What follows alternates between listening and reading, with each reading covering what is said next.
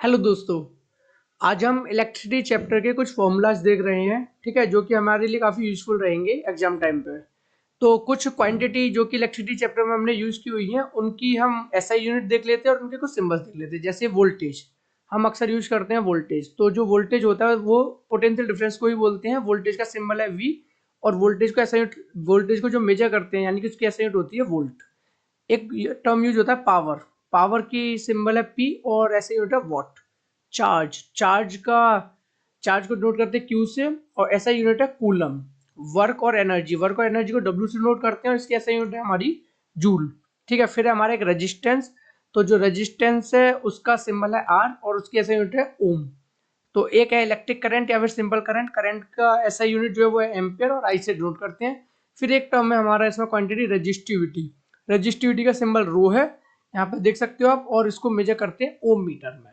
ठीक है, तो ये तो हमारी हो गई कुछ क्वांटिटीज और उनके सिंबल्स एंड उनकी एसआई यूनिट्स। अब कुछ फॉर्मूलाज की बात कर लेते हैं।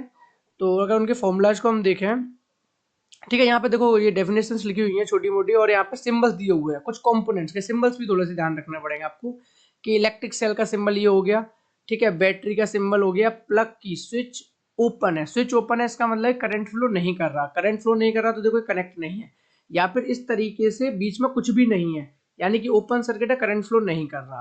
क्लोज सर्किट में क्या होता है, जो इस तरीके से होता है उसके अंदर बीच में डॉट रख देते हैं, तो क्लोज का मतलब होता है कि आपका करंट मूव कर रहा है यानी कि फ्लो कर रहा है। वायर जॉइंट इस तरीके से। इलेक्ट्रिक बल्ब का सिंबल आपको पता है, रेजिस्टेंस का सिंबल ये है, वेरिएबल रेजिस्टेंस जो कि वेरी करे, चेंज कर सकते हैं जिस रेजिस्टेंस को हम, उसे हम रियोस्टेट भी बोलते हैं, उसका सिंबल ये है। एमीटर जो कि इलेक्ट्रिक करंट को मेजर करता है, उसका सिंबल ये है। और वोल्ट मीटर जो कि पोटेंशियल डिफरेंस को मेजर करने के लिए इंस्ट्रूमेंट यूज होता है, उसका सिंबल ये है। ठीक है, ये कुछ सिंबल्स हो गए और उनके सिंबल्स हो गए जो कुछ इलेक्ट्रिक कंपोनेंट्स के। ठीक है, आगे हम इनके फॉर्मूलाज देख लेते हैं।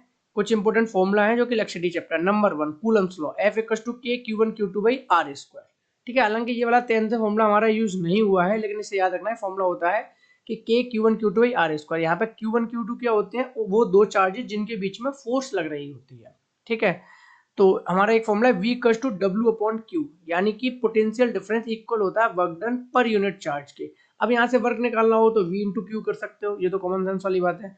तो V equals to W upon Q, यहाँ पे लिखा भी हुआ है, V आपका पोटेंशियल डिफरेंस है PD, W आपका वर्क डन है और Q जो है आपका वो क्वांटिटी ऑफ चार्ज है।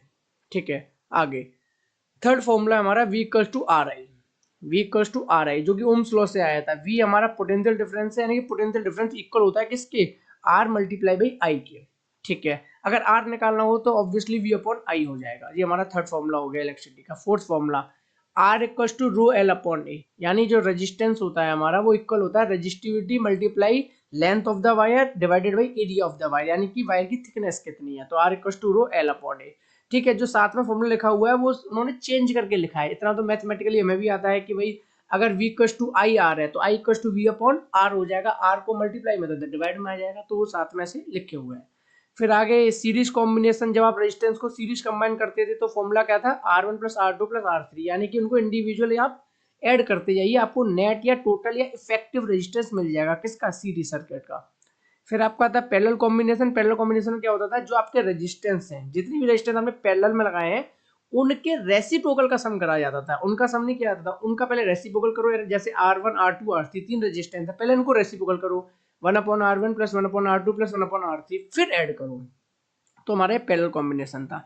अगर इक्वल रेजिस्टेंसेस है तो उसके लिए कुछ इन्होंने डायरेक्ट फॉर्मूले भी दिए हुए। इक्वल रेजिस्टेंस का मतलब क्या है, मान लो आपने चार रेजिस्टेंस सीरीज में लगाई, कितने रेजिस्टेंस सीरीज में लगाए, चार रेजिस्टेंस, और चारों रेजिस्टेंस आपके इक्वल है यानी बराबर है, ऊपर नीचे कुछ भी नहीं है, ऐसा नहीं है कि कोई 5 ओम है कोई 7 ओम है। मान लो आपने तीन रेजिस्टेंस लगाए, तीनों 7 ओम के हैं, तो ये कह रहा है कि अगर आप सीरीज में लगाते हो इक्वल रेजिस्टेंस को तो सीधा फॉर्मूला बनता है N इंटू आर, यानी number of resistance multiply by जो एक रेजिस्टेंस आपका जो कि इक्वल है, मल्टीप्लाई कर दो, आपको टोटल रेजिस्टेंस पता चल जाएगा। लेकिन ये फॉर्मूला तभी लगेगा, फिर से बता रहा हूँ, R equal to N R, जब आपके सारे रेजिस्टेंस क्या है, आइडेंटिकल है यानी कि सेम है।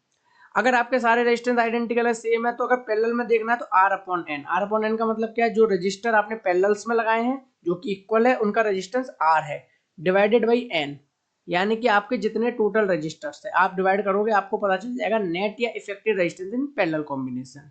फिर कह रहा है कि आर एस अपॉन आरपी का जब तुम रेशियो करोगे तो एन स्क्वायर के इक्वल आएगा, यानी resistance in series divided by resistance in parallel किसके इक्वल होगा, जितने भी नंबर ऑफ रजिस्टर्स हैं उनके स्क्वायर के। लेकिन यहाँ ध्यान दिला, फिर से याद दिला रहा हूँ कि ये तीनों फॉर्मूले कब लग रहे हैं, ये तीनों फॉर्मूले लग रहे हैं 4 इक्वल रेजिस्टेंस, यहाँ देखो मेंशन भी है 4 equal resistances.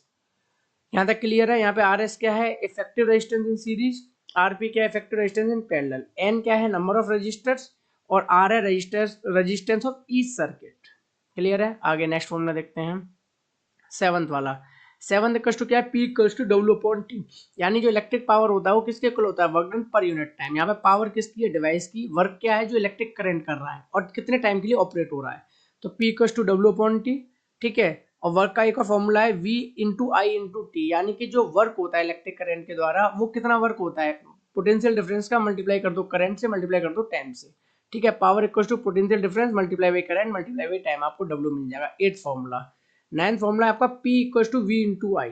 10th formula P equal to I square R. अब ऐसा मत सोचना कि पावर के अलग अलग फॉर्मूले है। देखो अगर आपको V और I गिवन है तो आप पावर का कौन सा फॉर्मूला लगाओगे, V इंटू आई वाला। अब मान लो आपको V ही नहीं गिवन तो आप power equal to V into I तो लगा नहीं पाओगे, तो आप क्या करोगे, आप ये वाला फॉर्मूला चूज कर लो, P equal to I square R. इससे फायदा क्या होगा, अगर आपके पास V नहीं है तो आप I और R की हेल्प से भी पावर को कैलकुलेट कर सकते हैं। तो P equal to I square R हो गया। 11th फॉर्मूला आपका P equal to V square by R, यानी कि जो पावर है वो किसके इक्वल होगी, पोटेंशियल डिफरेंस का स्क्वायर अपॉन रेजिस्टेंस। अब इस फॉर्मूले का फायदा क्या है कि मान लो आपको इलेक्ट्रिक करंट नहीं पता, तो इलेक्ट्रिक करंट नहीं पता, आप डायरेक्ट फॉर्मूला लगा दोगे P equal to V square upon R. Last formula आपका electrical energy power into time. अगर आपको एनर्जी कैलकुलेट करनी है कि कितनी इलेक्ट्रिकल एनर्जी कंज्यूम हुई है, तो आप दो चीजें देखोगे कि जो डिवाइस चल रही है उसकी पावर कितनी है, दूसरा जो डिवाइस चल रही है वो कितने टाइम तक चली, तो energy equal to power into time. Clear है। तो ये 12 फॉर्मूले हैं, मोटे मोटे मेन फॉर्मूले, जो कि आपके इलेक्ट्रिसिटी चैप्टर में है। ठीक है, आई होप आपको क्लियर हो गया होगा। फिर भी अगर कोई डाउट रह गया हो तो आप कमेंट करके बता सकते हैं। मिलते हैं फिर अपन नेक्स्ट वीडियो में नए कॉन्सेप्ट के साथ। Thank you so much.